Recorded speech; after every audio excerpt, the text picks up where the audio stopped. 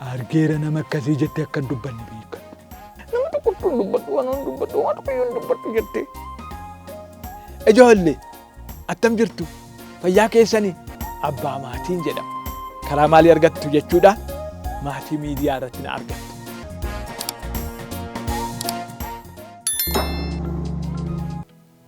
Attam jirtu ijoollee fayyaa keessanii ani abbaa maatiiti. Egaa torbanii wanta isinitti himu, wanta isin dinqisiisu, wanta isin gammachiisu isinitti hima. Waan baay'een qaba. Kanaaf itti gammaddanii na dhaggeeffachuu hin jaallattu miti. Egaa wal jeequun isin irra hin jiru. Yoo wal jeeqxan beeysan ta'u. Ani booddee deebi'ee waanan gaaffii isin gaafadhuuf wantan isinitti himu sana gurra keessanitti qabdanii dhaggeeffachuutu isin irra jira. Wal jeequun immoo isin hin ta'u. Tokko dhaabatee tokko taa'uun irra hin jiru. Har'a kan isinitti himu fakkeenyaaf waa'ee mucaa barattuu tokkoon isinitti hima. Mucaa barattuun kun waan baay'eetu ishee irra ga'e. Egaa maqaan ishee Miixxuu jedhamti. Miixxuun haadhaaf abbaa ishee baay'ee kabajji, baay'ee jaallatti. Ilaa Miixxuun mana barumsaa isiitti jaallatamtuudha baay'ee. Manattis daftee deebii deebisuudhaan, manattis taanaan daftee dubbattee abbaa ishee dhageessifachuudhaaf, haadha isheettis dubbattee dhageessifachuudhaaf colleedha baay'ee. Hin jaallatamti. Baay'ee jaallatamti. Mana isaanii keessaa jiruudhaan kan ishee gargaartu hojjettuun mana jirti. Ilaa ijoollee baay'ee isin dinqa. Baay'ee Miixxuun boru wanta hojjettu har'a qopheeffatti. Utuu hin rafin, utuu uffata ishee ofirraa baaftee pijaamaallee hin uffatin daftee borsatti bartu daftarii ishee, irsaasii ishee kan ittiin irsaasii qarattu qopheeffatti. Egaa Miixxuun meeqaffaa taate laata? Miixxuun sadaffaa kileedha. Hin jaallatamti. Barsiisonni ishee baay'ee ishee jaallatu. Hin jeeqxu. Mana barumsaatti jeequmsa hin beektu. Hin dhaggeeffatti. Calluma jettee dhaggeeffattee yoo barsiisaan ishee gaaffii gaafate kan dura harka baasuu isheedha. Kanaaf akka ta'utti isin irra jira isinis. Miixxuun egaa ganama barii hirribaa kaatee fuula ishee dhiqattee, ilkaan ishee qulqulleeffattee, ciree ishee nyaattee, boorsaa ishee dugdarra kaawwattee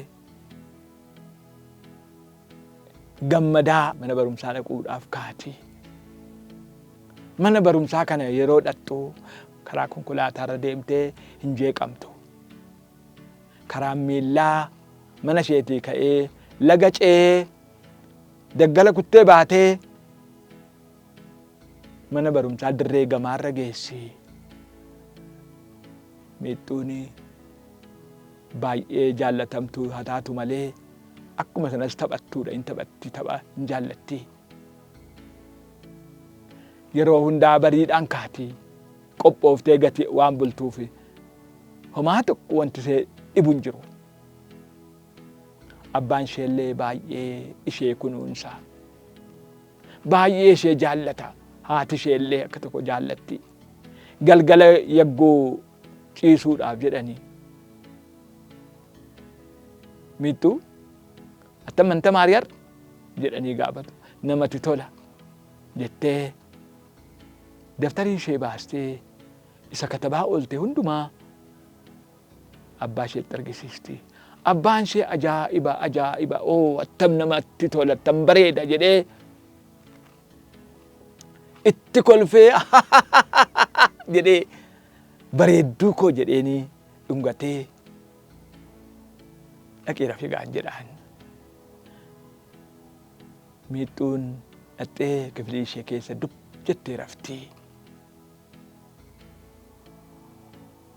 Ganama kaatee yeroodhaan kaatee fuula ishee dhiqattee akkuma beektu sana ciree ishee nyaattee mana barumsaa dhaquudhaaf utuu isheen karaarra jirtu daggala kuttee utuu deemtu Nooraa bira geesse. Nooraan maali beektu ijoollee? Beektu isin Nooraa? Nooraa jechuun kan irra deemanii laga ce'anidha. Laga ce'uudhaaf akka nama hin rakkisne namoonni muka walirra buusanii kan hojjetanidha. Egaa yeroo biraa akka addaattanii waa'ee Nooraa isinitti himaa. Har'a garuu waa'ee miixuun isiniif hufuu barbaada. Isinii galee maaliif jeeqxaayi ati? Ila dhaggeeffadhaa ijoollee. Eenyu inni hasaasu kun? Ani abbaa maatiin jedhama. Abbaan maatii abbaan keessanii fi haati keessanii immoo naa bilbilanii akkasitti na dhaggeeffattan natti himu. Bara miixuun utuu karaarra deemtuu Nooraa bira geessee waan tokko argite. Nama akkasii argitee hin beektu. Garaansaa guddaadha. Gurrisaa guddaadha. Ijjisaa xixinnoo tokkodha. Yoo bira geessu naasuudhaan dhaabattee ija baastee ilaaltee miixuu as kottu jedheen. Miixuun naatee biyyuu barbaadu nuf jettee gatitti ishee ol buttee fuula ishee walitti buttee dheekkamte. Garuu namichi dhiisuu hin barbaanne. As kottu siin jedheeraa kottu. Yoo inni didda ta'e siin qabadda biran jira jennaan gaafa laaltu fiiddee jalaa ba'uu akka hin dandeenye barte miixuun. Kanaaf itti sixxee maal jedhu gaafa jettu miixuun argeera nama akkasii jettee akka hin dubbanne beekadhu. Argeera jettee yoo dubbatte si qabadheen ilaa sin gadhiisu jedhee sodaachisee. Miixuun sodaattee nama tokkotu hin dubbadhu waan hin dubbadhu waan tokko hin dubbadhu jettee nyaatee himimmaan ija guutee ilaaluu sodaattee takka dhaabattee gaafa jettu bakkee ishee xinnoo fidi jedheen. Quba ishee xinnoodha kun qubeelaa ishee xinnoo fidi jedhee harkaan qabee afaan isaatti geessee quba ishee hodhee galgala moo deebitee gizee dhuftu yeroo dhuftutti sin barbaada dhaabadheen si eega atumaan dhuftaa jedhee miixuu eeggannootti mee gadhiisee mana tamaarii dhaqxee mana barumsaa addii dhaqxee booddee miixuun sodaachuutti kaatee sodaarraa kan ka'e immoo qal'achuutti kaatee. Miixuun yeroo baay'ee akka kanaan dura cimtuu barumsaan akka turte ta'uu diddee sodaarraa kan ka'e qayyabachuus hin dhaabdee manatti haasa'uu abbaa isheetii wajjin taphachuu hin dhaabdee. Maali miixuu maal taate? Maaf hin taphattu? Jedhanii yoo gaafatan illee maa tokko iyyuu hin taane jettee dubbachuu irraa kan hafee homaa tokko hin jettu. Miixuun baay'ee qal'atte. Haatiif abbaan galgala kophaa isaanii taa'anii miixuun maal taatee qal'atti? mee gaafannu jedhanii ofitti waamanii mee kottu miixxu kottu mee jedhanii miixxuu waamanii miixxuun dhuftee miixxuu koo maal taateeti kanatti qal'attu kan si sodaachisu jira mana barumsaati ijoollee sireebdutu jiru maal taate ree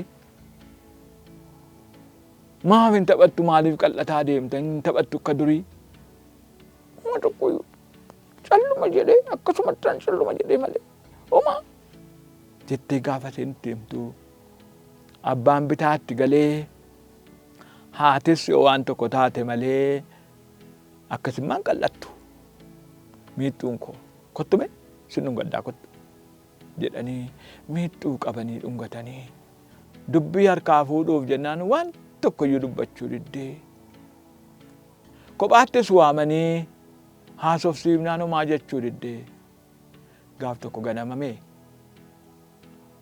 abbaan ishee yoo isheen hirribaa kaatee uffata ishee uffattee ilkaan ishee qulqulleeffattee miixxuu har'a mana barumsaa hin deemtu ati mana barumsaa hin deemtu siin jedhee maaliif abbaayyee maaliifan hin deemu jettee afaan nama gaddisiisuun akkaataan ishee baay'ee nama gaddisiisaa abbaa ishee gaafattee ati hin ilaalle malee ati of qallatteettaan baay'ee qallatte jedhee abbaan itti dubbannaan eeyyee jettee calluma jettee mana barumsaa har'a nattu garuu mana yaalaa deemtaa garaa kee keessaa wanti gara biraa wanti si qal'isutu keessa jira ta'a nyaata kee kan si saamutu jira jechuudha mana barumsaati ijoolleen yaana kee si duraa nyaatu laan tokkoyyuu narraa nyaatan na duraa nyaatan jettee barsiisaan kan si sodaachisu jira jennaan uma tokko hin jiru homtuu hin jiru jettee maaliin ree kun jedhanii miixxuun har'a mana yaalaa deemuudhaaf qophii gochuutti kaatee isa barumsa dhaquudhaaf dabtarii isheetiif irsaasiisee akkasumas wanta ishee barbaachisu fudhattee qopheeffattee isa turte dhiiftee mana yaalaa deemtee mana yaalaatii maal jedhuun laata